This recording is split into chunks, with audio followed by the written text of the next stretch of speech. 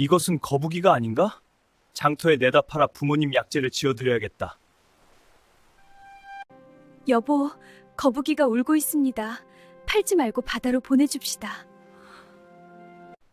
비록 미천한 인간에게 잡혔으나 이제 넓은 바다로 돌아가 부디 천수를 누리소서.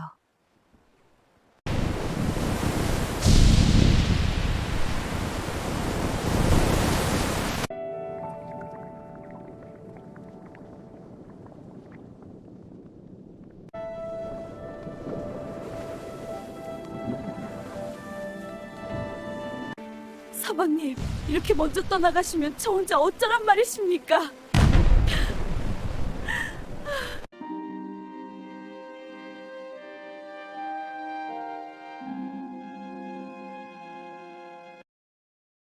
안녕하세요. 지금 어디서 시청하고 계시나요? 댓글로 남겨주시면 저에게 큰 힘이 됩니다. 옛날 옛적 강원도 강릉 땅 동쪽 끝자락에 영진리라 불리는 아름다운 포구 마을이 있었지요. 그곳은 예부터 산과 바다가 어우러져 경치가 빼어나고 인심이 후하기로 소문이 자자한 곳이었답니다. 영진리 안에는 세 개의 작은 마을이 옹기종기 모여 있었는데 이름하여 새말, 선창가, 그리고 색깔이라 불리는 동네들이었지요. 이 세 마을 사람들은 비록 사는 곳의 이름은 달랐으나 그 속내는 마치 한 울타리 안에서 밥을 나눠 먹는 한 가족과 다름없이 화목하게 지냈으니 이웃 간의 담장이 낮고 마음의 문은 항상 활짝 열려 있던 시절의 이야기입니다. 이 평화로운 마을 중에서도 바닷바람이 가장 먼저 닿는 선창가 마을에는 앞바다를 제 집, 마당처럼 누비며 살아가는 젊은 어부가 하나 살고 있었습니다. 이 청년은 체구는 듬직하고 기운이 장사였으나 그 성품은 비단결처럼 고와서 마을 어른들을 뵙기만 하면 허리가 굽도록 인사를 올리고 고기잡이를 나갔다가 만선으로 돌아오는 날이면 제일 먼저 힘든 이웃들에게 물고기를 나누어 주곤 했지요. 성실함이야 말할 것도 없어 남들이 깊은 잠에 빠진 이른 새벽에도 홀로 배를 띄워 거친 파도와 맞서며 하루도 쉬지 않고 부지런히 일하는 참으로 보기 드문 건실한 사내였습니다. 한편 선창가에서 그리 멀지 않은 새말이라 불리는 동네에는 꽃보다 고운 마음씨를 가진 처녀가 살고 있었는데 그 효심이 인근 고을까지 자자했습니다. 처녀는 매일 아침 일찍 일어나 부모님의 자리를 살피고 거친 손마디를 보듬으며 집안일을 도맡아 했으니 마을 사람들은 입을 모아 저런 색시를 얻는 집은 천하의 복을 다 받은 것이라며 칭찬을 아끼지 않았지요. 외모 또한 단정하고 단아하여 길을 지나가면 지나가던 나그네도 걸음을 멈추고 그 정갈한 매무새에 감탄을 하곤 했습니다. 하늘이 굽어보시기에 이 두 젊은이의 고운 마음씨가 기특하셨던 것인지 마침내 인연의 실타래가 닿아 선창가의 성실한 어부 청년과 새말의 어여쁜 처녀가 혼례를 올리게 되었습니다. 두 집안의 어른들이 기뻐한 것은 말할 것도 없고 새말과 선창가 색깔이 새 마을 사람들이 모두 자기 일처럼 기뻐하며 떡을 치고 잔치를 벌였지요. 사람들은 이 부부가 맺어지는 것을 보며 참으로 천생연분이로다. 바다와 땅의 기운이 만났으니 앞으로 영진리에 경사스러운 일만 가득하겠구나 하고 축복을 아끼지 않았습니다. 부부는 비록 가진 것이 많지 않아 좁은 오두막에서 살림을 시작했으나 그 삶은 그 어떤 고래등 같은 기와집 부자보다도 풍요롭고 행복했습니다.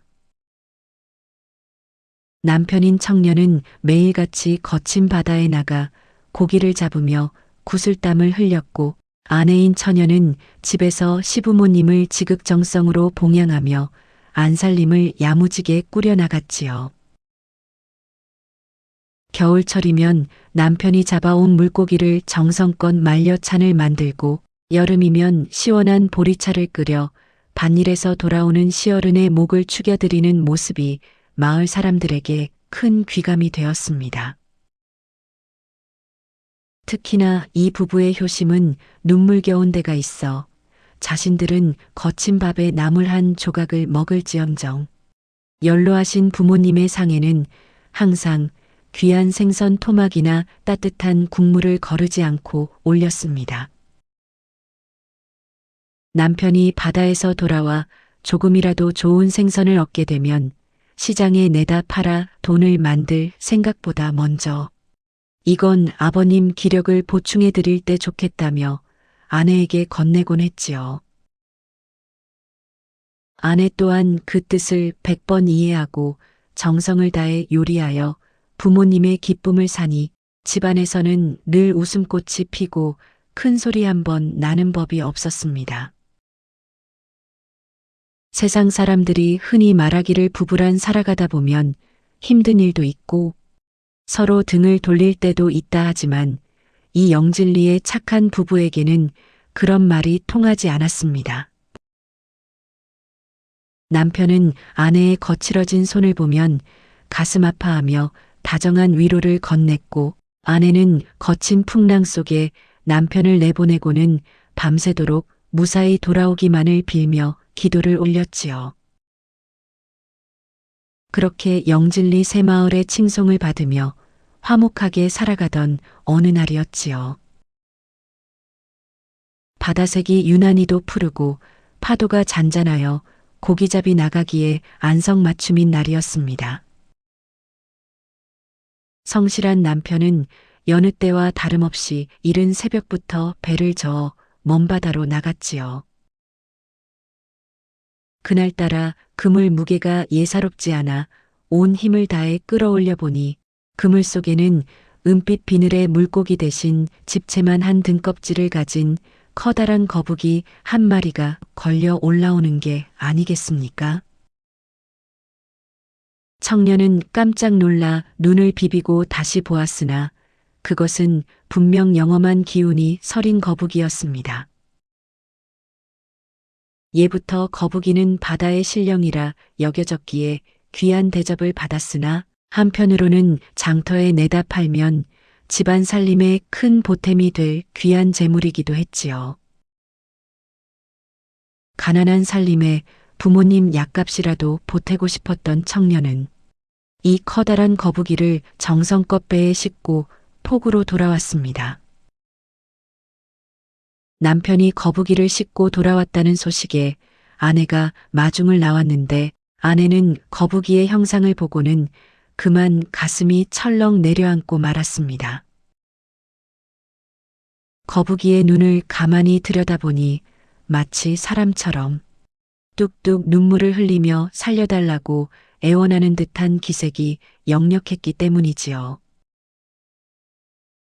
짐승이 눈물을 흘리는 것을 본 아내는 차마 그것을 제물로 여길 수가 없었습니다. 아내는 남편의 손을 지그시 잡으며 조용한 목소리로 타일렀지요. 여보, 저 거북이의 눈망울을 보셔요. 예부터 영물이라 불리는 짐승이 저토록 슬피 우는 데에는 필시 까닭이 있을 것입니다. 우리 형편이 비록 어렵다 하나 목숨을 구걸하는 생명을 죽여 끼니를 잇는 것은 도리가 아닌 듯합니다. 남편은 처음에 망설였습니다. 이것을 팔면 연로하신 부모님께 고기 반찬이라도 몇 번 더 올려드릴 수 있을 텐데 하는 마음이 앞섰던 탓이지요. 하지만 아내의 간곡한 청과 거북이의 애처로운 눈물을 보니 마음이 흔들리지 않을 수 없었습니다. 결국 부부는 이 거북이를 바다의 품으로 돌려보내기로 뜻을 모았습니다. 그런데 아내의 마음 씀씀이는 여기서 그치지 않았습니다. 빈손으로 돌려보내는 것이 못내 마음에 걸렸던 아내는 시어머니가 혼인할 때 정표로 주셨던 소중한 은반지를 품에서 꺼냈지요. 그것은 아내에게 있어 유일한 폐물이자 목숨보다 소중히 아끼던 갑오였습니다. 아내는 주저없이 그 반지를 장터에 내다 팔아 정갈한 술과 기름진 음식을 마련했습니다. 마을 사람들이 지켜보는 가운데 부부는 거북이 앞에 정성껏 차린 음식을 차려놓고 고천을 올렸습니다. 비록 미천한 인간의 손에 잡혔으나 이제 모든 허물을 잊고 넓은 바다로 돌아가 부디 무사히 천수를 누리소서. 아내는 정성스레 빚은 술을 거북이의 입가에 적셔주고 맛난 음식을 대접하며 그간의 놀란 마음을 달래주었습니다. 배불리 대접을 받은 거북이는 마치 고맙다는 인사라도 하듯 고개를 3번 까닥이더니 느릿느릿 물가로 기어갔습니다. 그러고는 파도 속으로 들어가기 직전 다시 한번 부부를 향해 고개를 길게 빼고 한참을 바라보다가 깊은 바닷속으로 자취를 감추었습니다. 마을 사람들은 그 광경을 보고 참으로 지극한 자비로다. 저 반지가 어떤 반지인데 그것을 팔아 짐승을 대접한단 말인가 하며 혀를 내둘렀지만 부부의 얼굴에는 그저 맑은 미소만이 가득했습니다. 비록 아끼던 반지는 사라졌고 저녁에 먹을 쌀통은 여전히 비어 있었으나 부부의 마음속에는 그 무엇과도 바꿀 수 없는 평온함이 깃들었습니다. 남을 돕는다는 것은 이처럼 자신의 가장 소중한 것을 내어놓을 때 비로소 완성되는 법이지요. 그렇게 거북이가 푸른 파도 너머로 자취를 감춘 뒤 영진리 바닷가에는 다시금 평온한 일상이 찾아왔습니다. 부부는 비록 끼니를 걱정해야 하는 처지였으나 아끼던 은반지를 팔아 생명을 구했다는 뿌듯함에 마음만은 천석군 부자가 부럽지 않았지요. 하지만 사람의 눈에는 보이지 않는 저 깊고 깊은 바닷속 수정궁이라 불리는 용궁에서는 예사롭지 않은 소동이 벌어지고 있었습니다. 사실 그날 그물에 걸렸던 거북이는 예사 짐승이 아니었습니다. 바로 용궁의 살림을 도맡아 보며 용왕님의 두터운 신임을 받던 별주부의 일가 친척이자 용궁의 크고 작은 일을 살피는 영험한 신하 중 하나였던 것이지요. 인간 세상의 동태를 살피러 나갔다가 그만 실수로 그물에 걸려 목숨이 경각에 달렸던 것인데 그 절체절명의 위기에서 성실한 어부와 자애로운 아내를 만나 구사일생으로 살아 돌아온 것이었습니다. 거북이는 용궁에 발을 들이자마자 헐떡이며 용왕님 앞에 넙죽 엎드렸습니다. 그러고는 눈물을 흘리며 자신이 겪은 일을 낱낱이 고하기 시작했지요. 대왕마마 소신이 미련하여 인간의 그물에 걸려 생을 마감할 뻔하였사오나 강릉 영진리에 사는 어느 가난한 부부의 은덕으로 겨우 목숨을 보존하여 돌아왔나이다. 그들은 자신들의 끼니도 걱정해야 할 처지이면서도 소신의 눈물을 가엾게 여겨 놓아주었을 뿐만 아니라 아내 되는 이는 시어머니의 유품인 은반지까지 팔아 소신에게 정갈한 술과 고기를 대접하며 극진히 배웅하였사옵니다. 세상에 이토록 고결한 심성을 가진 인간들이 또 어디 있겠사옵니까? 이 말을 들은 용왕님은 크게 놀라며 수염을 파르르 떨었습니다. 허허, 참으로 기특한 일이로다. 요즘 같은 세상에 짐승의 목숨을 제 재물보다 귀히 여기는 인간이 있다니 내 눈으로 직접 보지 않고는 믿기 어려울 정도구나.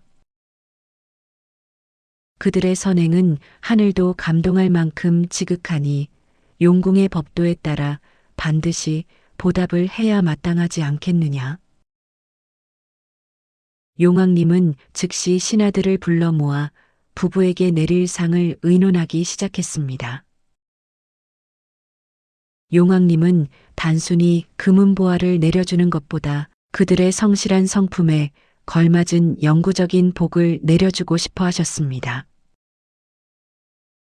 재물은 있다가도 없어지는 법이나 그들이 평생 정직하게 일하며 얻는 기쁨은 대대손손 이어질 복이 될 것이다. 또한 그들의 효심이 지극하니 부모님 또한 만수무강하게 도와야 할 것이니라. 용왕님은 지혜로운 거북이와 함께 부부의 일거수일투족을 살피며 가장 극적인 순간에 큰 상을 내릴 기회를 엿보기로 하셨습니다. 한편 지상에서는 아무것도 모르는 부부가 여전히 소박하게 살아가고 있었습니다. 남편은 매일같이 거친 바다로 나갔고 아내는 집에서 시부모님을 모시며 하루하루를 보냈지요. 때로는 폭풍우가 몰아쳐 고기를 한 마리도 잡지 못하는 날도 있었고 추운 겨울날 땔감이 부족해 서로의 온기에 의지해 밤을 지새우는 날도 있었습니다. 하지만 그들은 거북이를 살려준 일을 단 한 번도 후회하지 않았습니다. 오히려 그 거북이가 지금쯤 바다 어디에선가 제 동료들과 행복하게 지내고 있겠지라며 서로를 위로하며 웃어 보일 뿐이었습니다.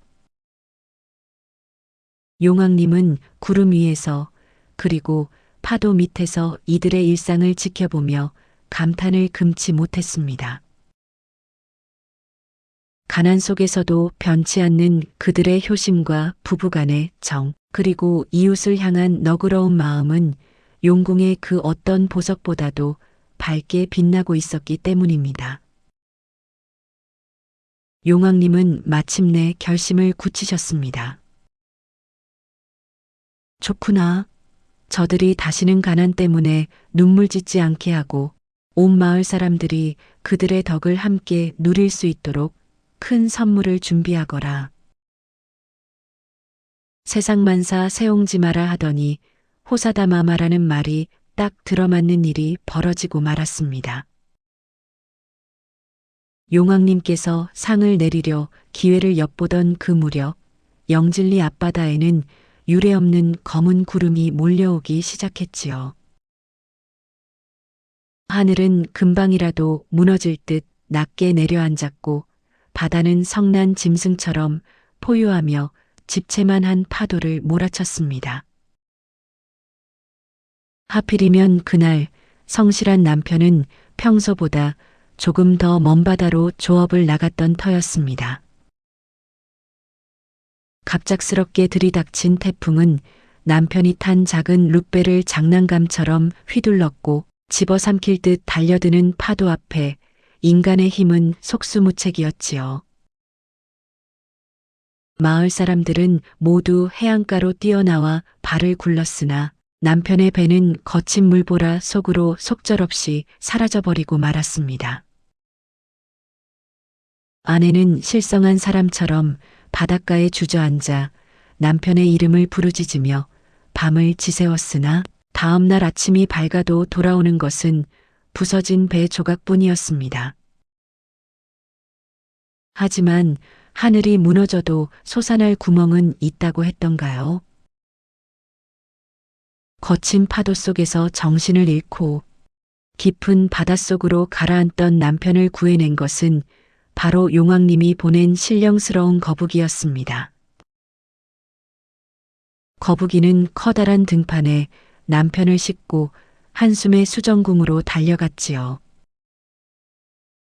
정신을 차린 남편이 눈을 떠보니 그곳은 인간 세상에서는 구경조차 할 수 없는 금은보화로 치장된 화려한 용궁이었습니다. 용왕님은 직접 남편을 맞이하며 극진한 대접을 하도록 명하셨습니다. 그대 부부의 고운 심성은 내 진작에 알고 있었느니라. 내 목숨을 빚진 신하의 은혜를 갚고 그대들을 치하하기 위해 이곳으로 불렀으니 아무 걱정 말고 이 화려한 연회를 즐기거라. 용왕님은 산의 진미가 가득한 상을 내리고 아름다운 감으로 남편의 마음을 달래주려 하셨습니다. 그러나 남편의 마음속에는 오로지 홀로 남겨진 아내와 연로하신 부모님 생각뿐이었습니다. 비단옷을 입고 옥쟁반에 담긴 진귀한 음식을 먹어도 목구멍으로 넘어가질 않았지요. 남편은 며칠 동안 식음을 전폐하고 용왕님 앞에 엎드려 눈물로 호소했습니다. 대왕마마 소신을 살려주신 은혜는 백골난망이오나 저를 기다리며 피눈물을 흘리고 있을 아내를 생각하면 이곳이 아무리 낙원이라 한들 가슴이 타들어 가는 것 같아옵니다. 부디 저를 집으로 보내주십시오. 남편의 절절한 사랑에 감복한 용왕님은 결국 허락을 내리셨습니다. 참으로 가상한 지조로다. 내 그대를 더 붙잡아두는 것이 도리가 아니겠구나.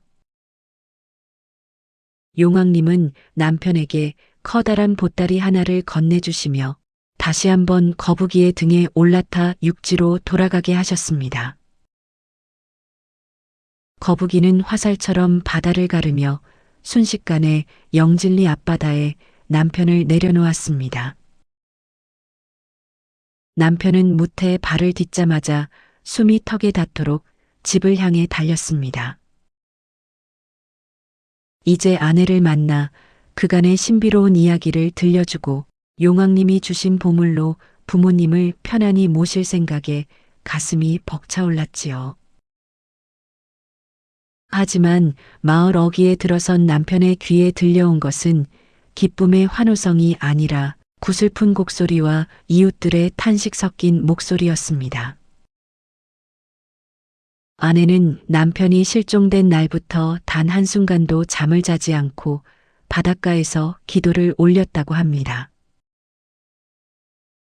거센 비바람을 온몸으로 맞으며 제 목숨을 바쳐서라도 남편을 돌려보내 주소서라며 하늘에 빌고 또 빌었지요.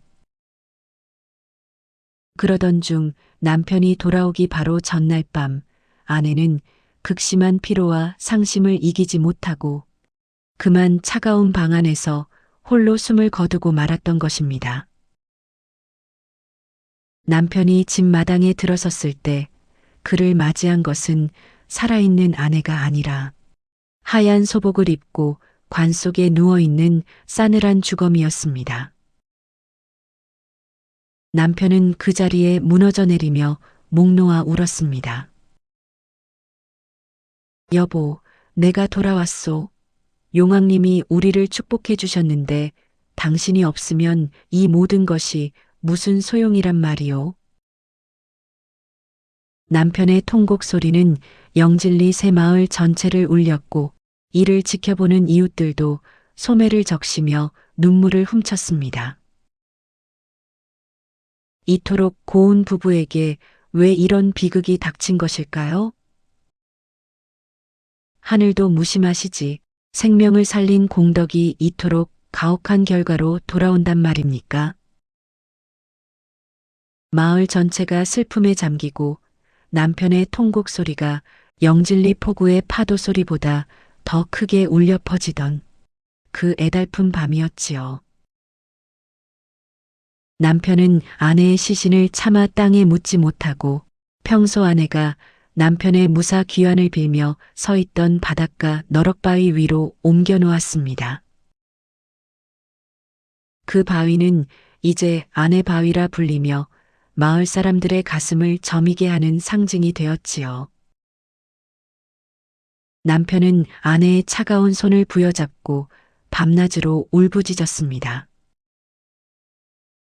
차라리 내가 그 바다 밑바닥에서 생을 마감했어야 했는데 당신이 나 대신 목숨을 바치다니 이 무슨 청천벽력 같은 일인가.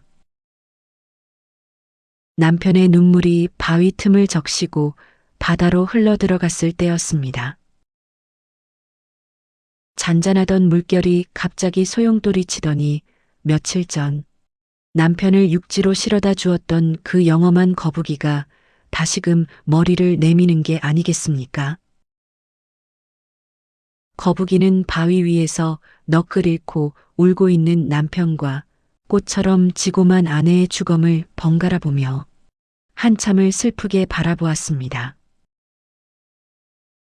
짐승의 몸이라 말을 할 순 없었으나 거북이의 눈에서도 다시금 굵은 눈물방울이 떨어졌지요. 거북이는 자신의 생명을 구해주었던 아내의 자비로움과 그로 인해 벌어진 이 비극적인 상황에 깊은 책임감을 느꼈던 것입니다. 거북이는 결심한 듯 고개를 크게 끄덕이고는 남편의 옷자락을 입으로 물어 당겼습니다. 마치 잠시만 기다려 주시오. 내 방책을 찾아보겠소라고 말하는 듯한 몸짓이었지요. 그러고는 전보다 더 빠른 속도로 깊은 바닷속을 향해 자명에 들어갔습니다. 거북이가 향한 곳은 용궁에서도 가장 깊숙하고 은밀한 곳, 바로 용왕님이 직접 관리하시는 금단의 정원이었습니다. 그곳에는 죽은 생명을 다시 살리고 영원한 삶을 부여한다는 전설의 꽃, 영생의 꽃이 자라고 있었지요.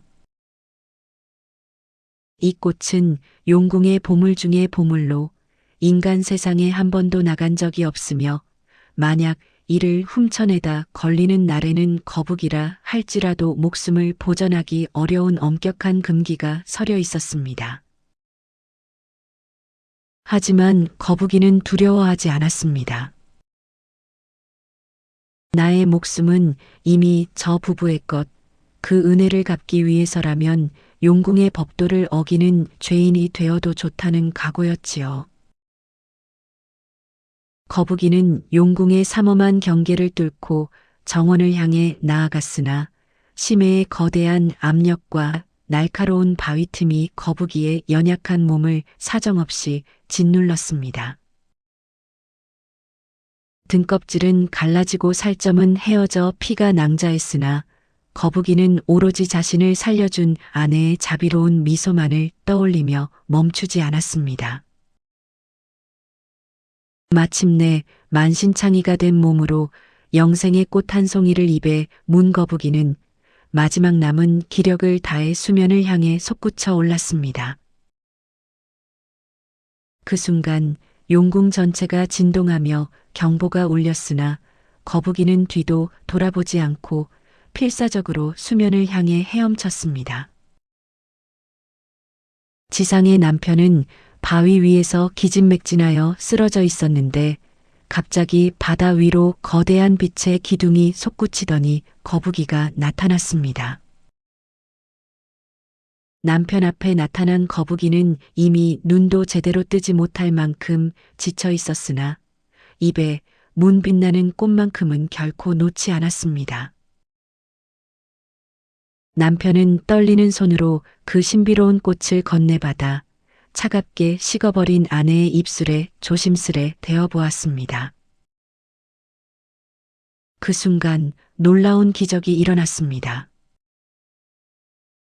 꽃에서 뿜어져 나온 오색영롱한 빛이 아내의 차가운 몸을 감싸 안더니 멈췄던 심장이 다시 뛰기 시작하고 창백했던 얼굴에 복숭아빛 생기가 돌기 시작한 것입니다. 마침내 아내가 긴 잠에서 깨어난 듯 깊은 숨을 내쉬며 눈을 떴을 때 남편은 이것이 꿈인가 생시인가 싶어 아내를 껴안고 하염없이 울었습니다. 거북이는 그제야 안심한 듯 평온한 눈빛을 지어 보였지요. 그러나 기적에는 대가가 따르는 법이라 했습니다. 용궁의 금기를 어긴 거북이는 이제 다시는 바다로 돌아갈 수 없는 몸이 되었습니다. 기적을 일궈낸 거북이는 고개를 한번 까닥이며 작게 숨을 내쉰 뒤 그 자리에서 힘없이 쓰러지고 말았습니다. 아내의 목숨과 자신의 생명을 맞바꾼 거북이의 희생 앞에 부부는 목 놓아 울며 거북이의 몸을 어루만졌습니다. 자신들을 위해 목숨을 바친 짐승의 의리가 인간의 그것보다 기품에 마을 사람들 또한 모두 고개를 숙였지요.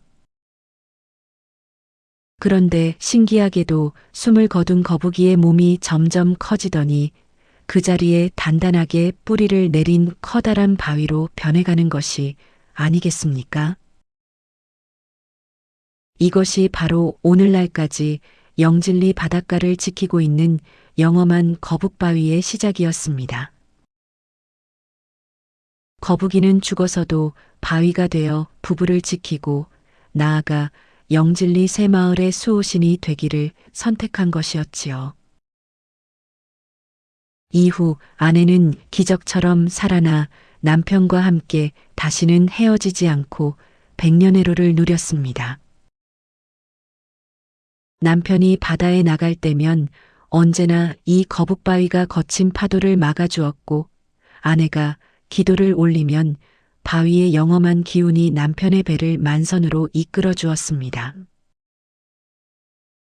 부부는 평생토록 거북이의 은혜를 기리며 자신들이 가진 것을 가난한 이웃과 나누고 부모님을 지극정성으로 봉양하며 살았습니다. 이들의 소문은 강릉 고을을 넘어 한양의 임금님 귀에까지 전해졌고 사람들은 영진리의 새마을, 선창과 색깔이 새마을이 하나로 뭉쳐 화목하게 지내는 것을 보며 짐승도 은혜를 갚는데 사람이 어찌 서로 시기하겠느냐며 덕담을 나누었지요. 여러분, 긴 이야기 들어주시느라 참으로 고생 많으셨습니다. 지금도 영진리 앞바다에 가면 아내를 살리고 바위가 된 그 거북이의 늠름한 모습을 보실 수 있답니다. 선한 마음은 반드시 복으로 돌아오고 목숨을 다한 진심은 바위보다 단단한 전설이 되어 영원히 남는 법이지요. 여러분께도 오늘 밤 이 아름다운 야담 속 부부처럼 평안하고 따뜻한 꿈 꾸시기를 진심으로 기원하겠습니다. 이야기 속 거북이의 희생이 헛되지 않았듯이 우리네 삶도 서로를 아끼고 보듬는 마음만 있다면 그 어떤 것엔 파도도 이겨낼 수 있을 것이라 믿어 의심치 않습니다. 제 이야기는 여기서 이만 줄이겠사오니 만복이 깃드는 편안한 밤 되시기 바랍니다. 지금까지 야담사담이었습니다. 감사합니다.